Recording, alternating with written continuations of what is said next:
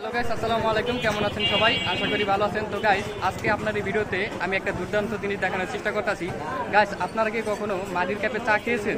অবশ্যই যদি না খেয়ে থাকেন, অবশ্যই আজকে আমি আপনাদের দেখাবো মাটির ক্যাপে চা কীরকম বিক্রি করা হয়, এরকম এবং কীরকম স্পাইসিভাবে বানানো হয়।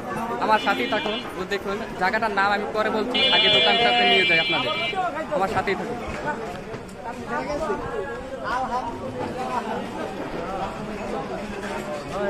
গাইস, এই হলো সেই মাটির ক্যাপের চা। দেখুন কিরকম স্পাইসি করে চাটা বানায়।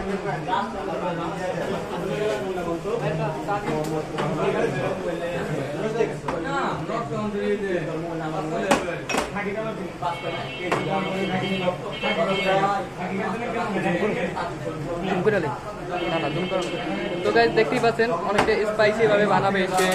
চাটা কিন্তু খেয়ে অসাধারণ হবে, আমি নিজেই বলছি, কেননা চাটা এর আগে আমি খেয়েছি এবং তার সম্বন্ধে আমি জানি। দেখুন গাইস, চার সাথে কত রকমের আইটেম দেয়।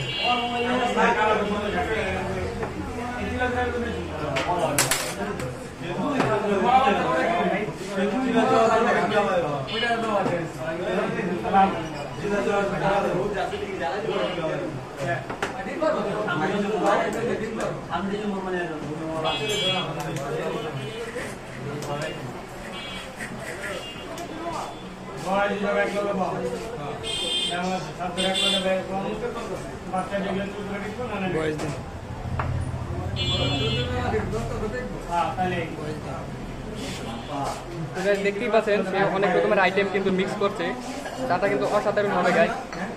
আচ্ছা, চাটা একটু দেখাই। এই যে দেখুন গাইস, কত রকমের আইটেম এখানে দেওয়া হয়েছে। এখানে কফি, তারপর বাদাম, এবং বাদামটা একটু ভিতরে আছে, কোনো সমস্যা নেই, কিন্তু উপরে পুরো দুধ ছিটিয়ে দিয়েছে। আচ্ছা, চাটা একটু খেয়ে দেখি কিরকম হয়েছে।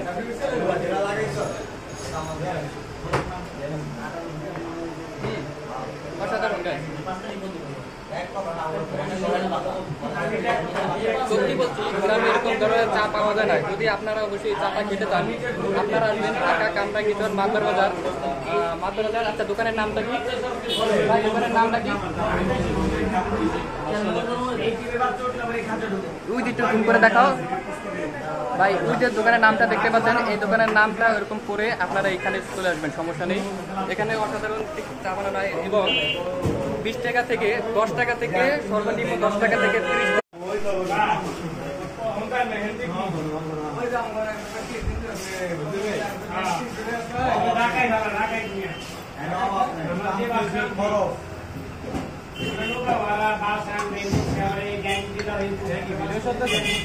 দেখুন গাইস, এখানে আমি চাটা খেলাম, 20 টাকা বিল দিতাম, ঠিক আছে? 20 টাকা বিল দিতেছি, দেখুন।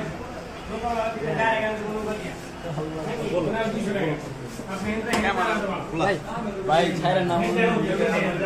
20 টাকা বিল দিলাম, ঠিক আছে? আচ্ছা, এরকম ধরনের চা যদি খেতে চান অবশ্যই আমাকে কমেন্ট করে জানাবেন। আর আমি এর ঠিকানাটা যদি আপনারা না জানেন, অবশ্যই আমি আপনাদের দেওয়ার চেষ্টা করব, কোনো চিন্তা করবেন না। এটা আমি আবার বলে দিলাম, ঢাকা কামরাঙ্গীরচর মাদবার বাজার। ঢাকা কামরাঙ্গীরচর মাদবার বাজার আসলেই আপনারা এটা পাবেন, ঠিক আছে? আর দোকানের নামটা তো আমি দেখিয়ে দিলাম, আবার একটু জুম করে দেখিয়ে দিই, কোনো সমস্যা নেই। এই যে এটাই হলো দোকানের নাম। আচ্ছা, আল্লাহ হাফেজ। এখান থেকে আমি বিদায় নিলাম। আর আমার চ্যানেলটাকে যদি ফেসবুক থেকে দেখে থাকেন, অবশ্যই একটি ফলো দিয়ে দেবেন। আর যদি ইউটিউব থেকে দেখে থাকেন, অবশ্যই এটা সাবস্ক্রাইব করে দেবেন।